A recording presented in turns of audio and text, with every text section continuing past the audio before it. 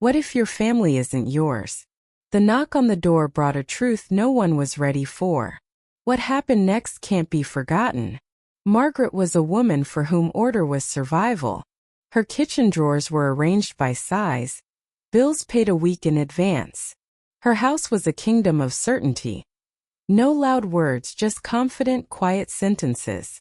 Small victories, she'd mutter, folding fresh towels into neat stacks. A faded photo hung on the wall. Margaret, her husband Don, and their daughter Emily, all three in tacky Christmas sweaters, grinning like the world was theirs. That photo was a relic, proof that family, despite fights and quirks, wasn't a myth. But tonight Margaret was alone. Don was at the neighbors for tea, Emily late at work. Silence filled the house, broken only by the ticking clock. A silence that felt like it was waiting for something. "Don't forget to lock the front door," she mumbled, wiping her hands on her apron. Then a knock. Not timid, not like the mailman. Too confident for a stranger. Margaret froze. Everything inside her clenched. Not the doorbell, just a dry, decisive knock. "I'm coming," she called, not bothering to hide her irritation. A young woman, maybe 25, stood at the door. Blonde hair, huge eyes, her gaze was a slap in the face. "Mrs. Harris?" the stranger asked, gripping her bag strap. Margaret nodded, smoothing her hair. The girl swallowed. "I'm your daughter." Good thing the sturdy sideboard was there. Her knees almost gave out. Margaret staggered back, nearly tripping on the rug. She laughed, a bitter old woman's laugh. "Oh honey, I already have a daughter. And she's late for dinner as usual." "No, you don't understand. I'm the daughter you lost in the hospital 26 years ago." The words hung in the air, like breadcrumbs that never hit the floor.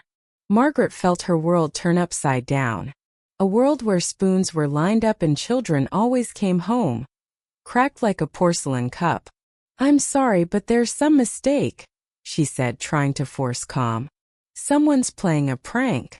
The girl didn't flinch, pulling out a yellowed document from her bag. "This is the hospital discharge. Your name, your birthday." Her voice shook, but it was steel underneath. Margaret took the paper, feeling trapped in a nightmare. The doctor's handwriting familiar.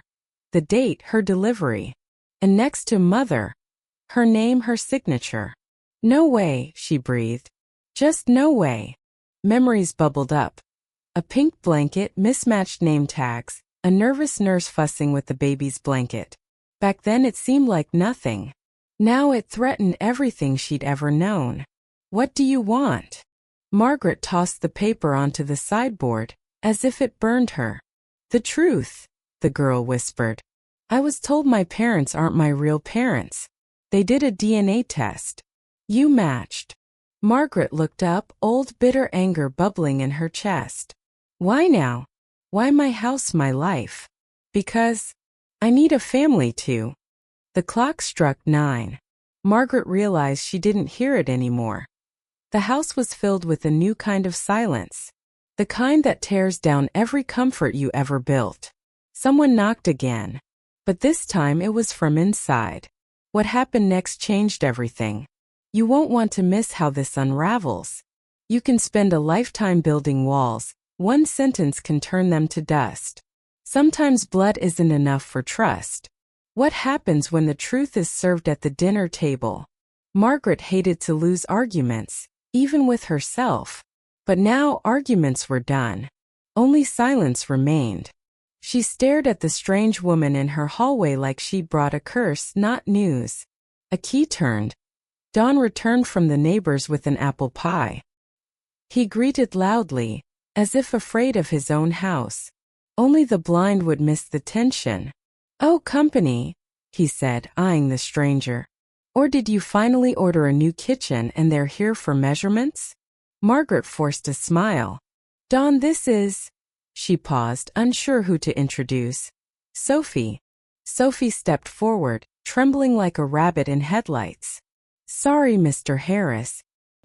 I might be your daughter." The pie nearly fell from Don's hands. His face cycled through disbelief and confusion. I don't understand, Dawn said honestly. We already have a daughter. Emily. We have Emily, Margaret echoed, defensive. But Sophie had receipts, literally. She spread out documents, DNA test results, even an old toy she said a nurse tucked into her box at discharge. The very toy Margaret had once chosen at the store. Sophie placed the ragged bunny next to the pie. Absurd, surreal. I'm not here to take anything, her voice cracked. I just want to know who I am. Margaret finally sat. The chair felt foreign. She looked at the pie Dawn set down like it was an artifact from a lost world. An awkward silence settled. Even the fridge went quiet. You're sure this isn't a mistake? Margaret asked, almost pleading. No. I looked for my real parents for years. My mom always said, "You're different. You don't look like anyone here." Then she admitted she always had doubts. They did a DNA test. Everything matched. Margaret felt her throat fill with sand. How many times had she wondered why she and Emily were so different? Why her daughter had so many questions? She'd never had a reason to doubt. Or maybe she just never wanted to see. Is my whole life a lie? She whispered, so low only the silence answered. Dawn took Margaret's hand. First time in years without annoyance, just worry. Let's sit and talk, he managed. Like a family. Sophie perched on the edge of her chair. The pie sat untouched. Does Emily know? Margaret's voice wavered. No. I wanted to speak to you first. The word "my" hung in the air like an axe. Dawn glanced at the clock. Any minute Emily could come home and walk into this nightmare. Do you want to stay? Margaret said, as if offering shelter to an enemy. If it's okay, Sophie said quietly. I have nowhere else to go. Hell, a house full of people with nowhere to go to each other, Margaret thought. You can stay.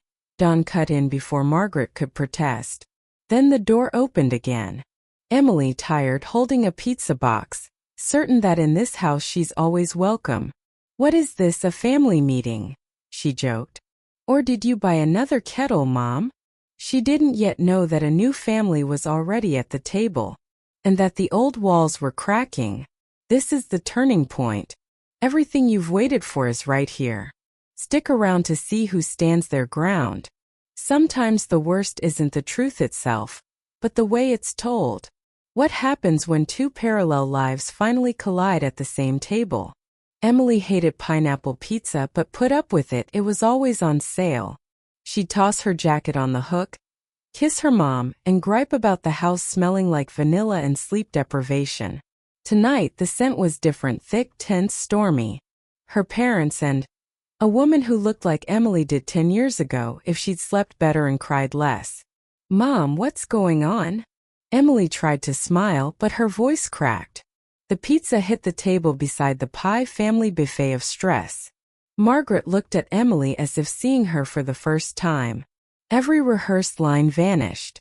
Dawn picked at a napkin, searching for survival instructions. Emily, this is Sophie, Margaret finally said. She has news. Emily sat, giving Sophie a defiant, bitter, and hopeful stare, all at once. She hated new faces in the house. What news?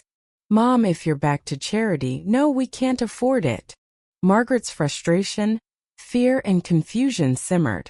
She suddenly realized she didn't know either of her daughters. Sophie gripped her spoon like a weapon. I'm your sister. By blood. Silence. Even the fridge groaned. Is this a joke? Emily sneered at Dawn. Did you sign up for one of those dumb genealogy sites again? Dawn shrugged. Margaret tried to catch Emily's gaze, pointless. In her eyes, Margaret saw the old fear. Being replaced, being the outsider in her own home.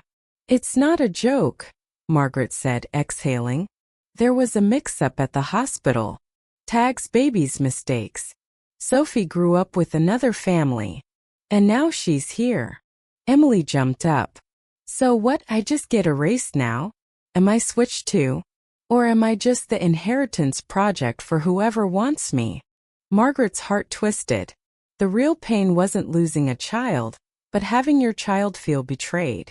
I'm not trying to take your family, Sophie said quietly. I just want to know who I am.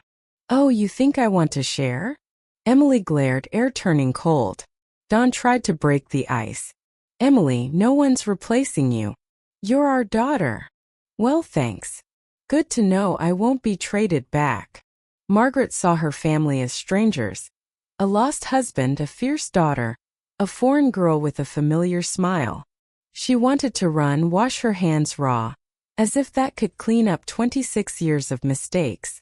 Let's not do this now, she whispered, not realizing it was out loud. Let's just eat. Then talk. Emily stormed out, slamming the door.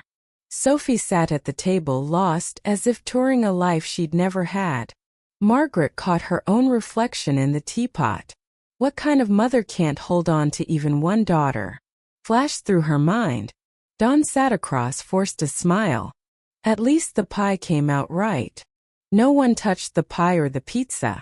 What happens tonight will change them forever. Don't miss how one mistake can break, or make a family. Sometimes the scariest truth whispers in the dark. What does a mother hear when her walls feel foreign for the first time?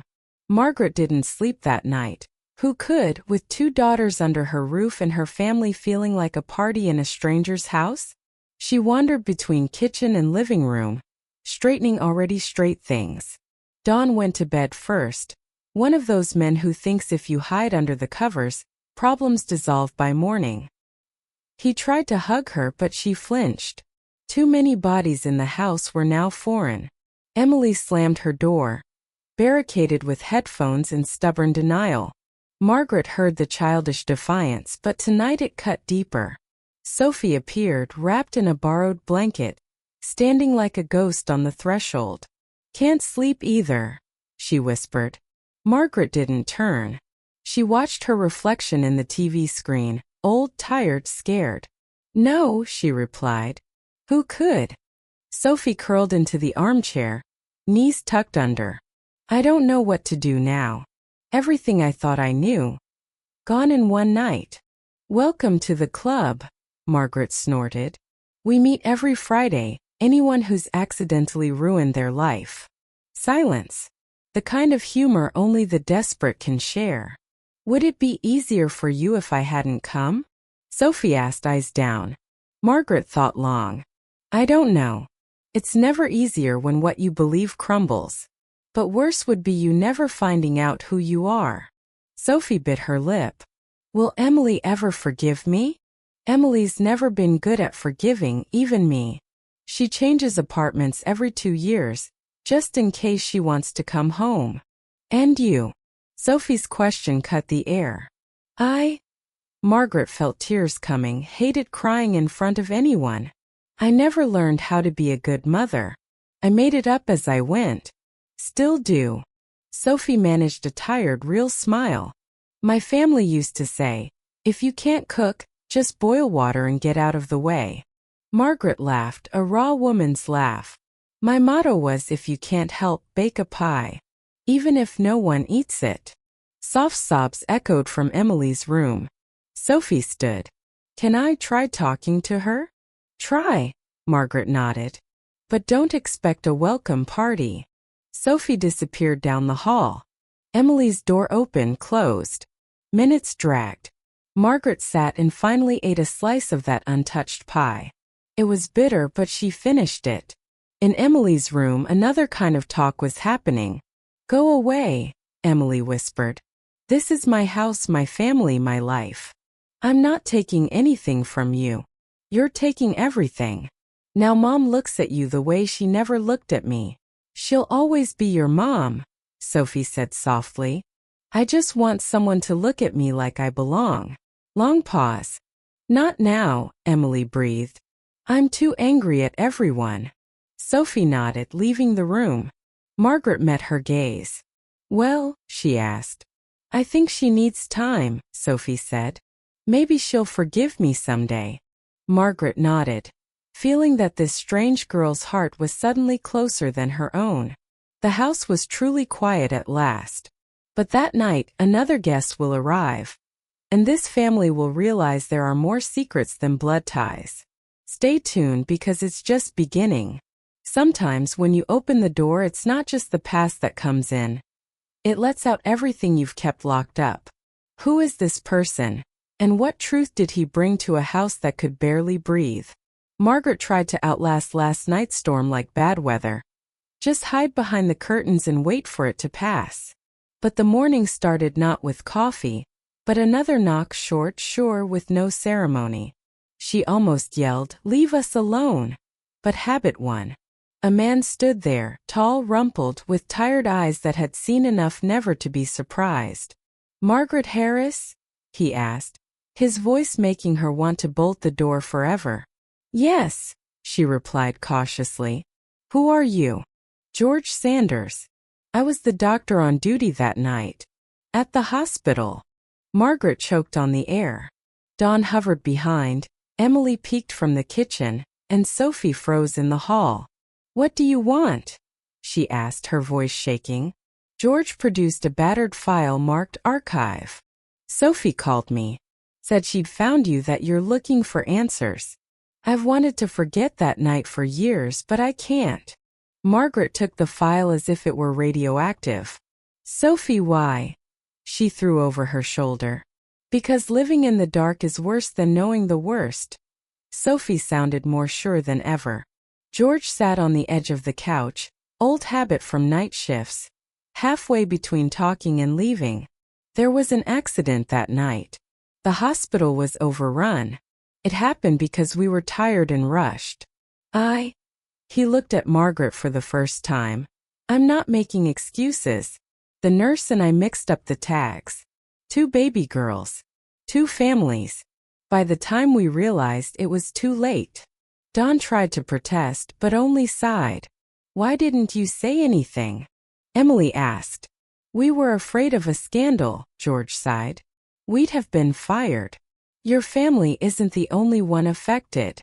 Margaret's anger flared.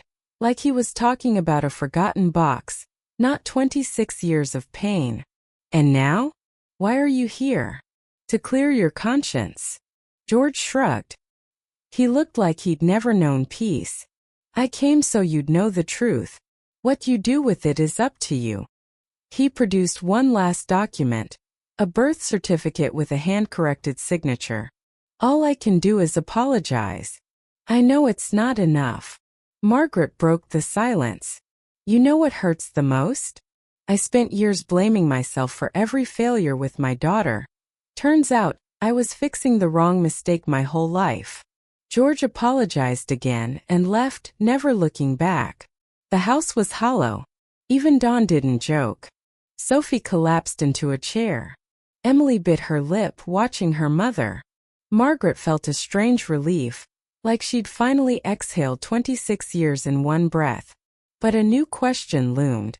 What do you do with this truth? Can you still be a family when everything falls apart? What they decide now will shape all their futures. Don't leave, because whose pain matters most will be decided next. They say forgiveness comes after shock. But what if you don't want to forgive? What's at stake for those who try to rebuild a broken family? A strange quiet settled in the house. No one knew what to say. Just footsteps on the carpet and Sophie finally asleep in the old armchair. Margaret wandered, trying to figure out. Where was the line between family and strangers now? Morning was routine. Kettle boiling, bread on the table, Dawn grumbling about the mail. But everything felt crowded. Every mug and plate a reminder. Now there's an extra person and extra pain. Emily came to the kitchen late, eyes swollen from crying. She poured her coffee. No motherly comment on sugar this time. Margaret watched her, remembering when she'd peek at her baby in the crib, checking her breathing, smoothing the sheets. That anxiety had been real, maternal.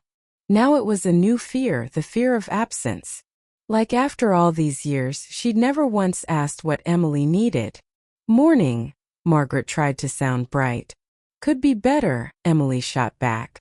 "Mom, tell me, if you'd found out about the switch back then, would you have traded us back?"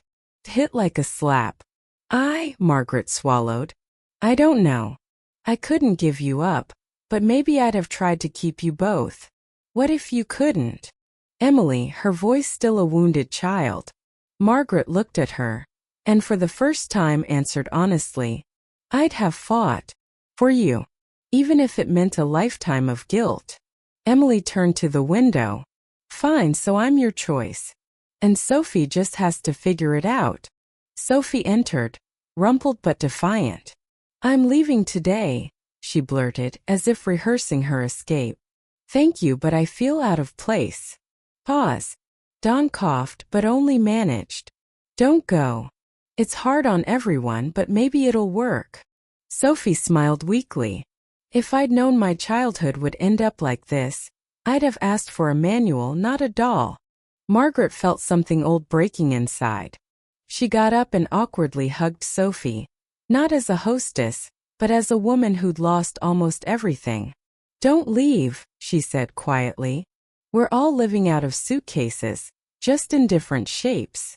Emily watched, resentful but no longer angry. Fine, let her stay. But don't you start a new tradition, collecting lost kids every Saturday over pie. She laughed through tears, forgiveness peeking through. I'll take pie if there's cinnamon, Sophie said, finally sounding at home. Margaret felt real warmth for the first time in days. Then the phone rang. Unknown number. Margaret, trembling, answered. Mrs. Harris? A man's voice, official and sharp. We found another error in the records from that night. You need to come to the hospital. It concerns both your daughters. Margaret's heart clenched. What else were you hiding? She whispered, more to herself. A new silence filled the house, the pause before everything. Now it's more than feelings at stake. Don't miss how one call will change their lives, and what true family means. Sometimes the answers to old questions hurt more than new wounds. Can this family handle one more truth, now that the past calls them all to the hospital? The hospital drive felt surreal, like Margaret was heading to a museum of her fears, not a clinic. Streets she'd always known looked foreign, every traffic light a sentence. In the back, Sophie clung to her ragged bunny. Emily stared out the window instead of at her phone. Dawn drove cautiously, as if any bump might shatter them all. At the hospital gate, Margaret wanted to run. She remembered coming here, hands trembling with dumb hope for a perfect life. Back then, she didn't know that ideals could ache for decades.